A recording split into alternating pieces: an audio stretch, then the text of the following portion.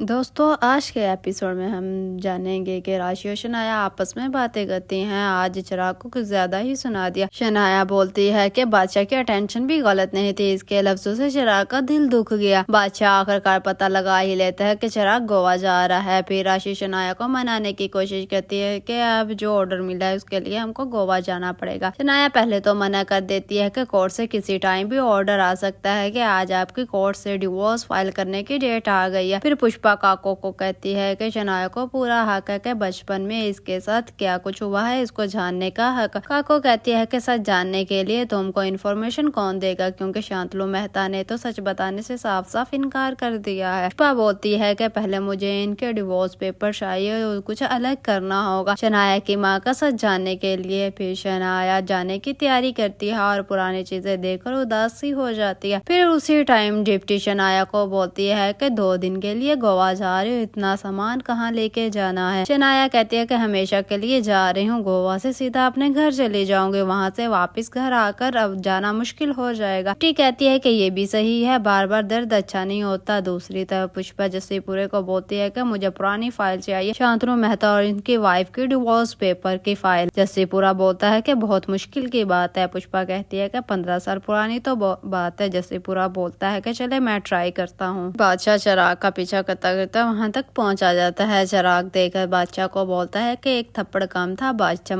मुस्कुराकर बोलता है कि जोर से मारा था। आईना मजाक नहीं था, मैंने ही लिमिट क्रॉस की थी। मैं चाहता था कि मैं तुम्हारा दर्द कम करना चाहता था। लड़कियां तो रोकर अपना दर्द कम कर लेती और हम लड़के ऐसा भी नहीं कर पाते हैं, इसलिए हम अंदर ही अंदर घुटते रहते हैं। चिराग गुस्से से बोलता है ना मुझे कोई रोना है और ना ही मेरे अंदर कोई दर्द है। दूसरी तरफ जैसे पूरा इन्फॉर्मेशन लेके आता है कि इतनी पुरानी फाइल्स को पर्सनल रूम में रखा जाता है, वहाँ जाना आम आदमी के लिए मुश्किल होता है, बिना परमिशन के अलाउ नहीं करते हैं। जैसे पूरा परमिशन तो ले आता है मगर 3 दिन के बाद की मिलती है। अश्वंत डिप्टी को बोलता है कि इतनी भी क्या जल्दी थी, कुछ दिन बाद सामान रूम में रख लेती। शनाया अश्वंत को बोलती है कि डिप्टी से ही करी है क्योंकि ये रूम डिप्टी का ही है, और पुष्पा को मेरे जाने के बाद बताना कि शनाया यहाँ से चली गई है। दूसरी तरफ पुष्पा जैसे पूरे को बोलती है कि तुम वॉचमैन को बातों में लगाओ, मुझे आज ही अंदर जाना है फाइल लेने के लिए। आप जानते हैं ये बहुत जरूरी है शनाया और चिराग के डिवोर्स रोकने के लिए। जस्सी पूरा किसी भी तरह वॉचमैन को बातों में लगाता है और पुष्पा रूम में दाखिल हो जाती है। दूसरी तरफ बच्चे शनाया को जाने से रोकते हैं। शनाया आप ना जाए, इस चाल को छोड़कर। शनाया जाते जाते भूपिंद्रा को सॉरी बोलकर जाते कि मेरी वजह से प्रार्थना का एक्सीडेंट हुआ, इसके लिए आई एम सॉरी। भूपिंद्रा बोलता है कि मैंने अपनी बेटी खोई है, इसलिए मैं कैसे तुम्हें माफ कर सकता हूँ। आखिरकार शनाया चाल छोड़कर चली ही जाती है। दूसरी तरफ पुष्पा को शांतनु मेहता और इसकी बीवी के डिवोर्स पेपर भी मिल जाते हैं। दोस्तों आखिर पुष्पा शनाया की माँ के बारे में क्यों जानना चाहते हैं, कमेंट्स में अपनी राय का इजहार करें। Thank you.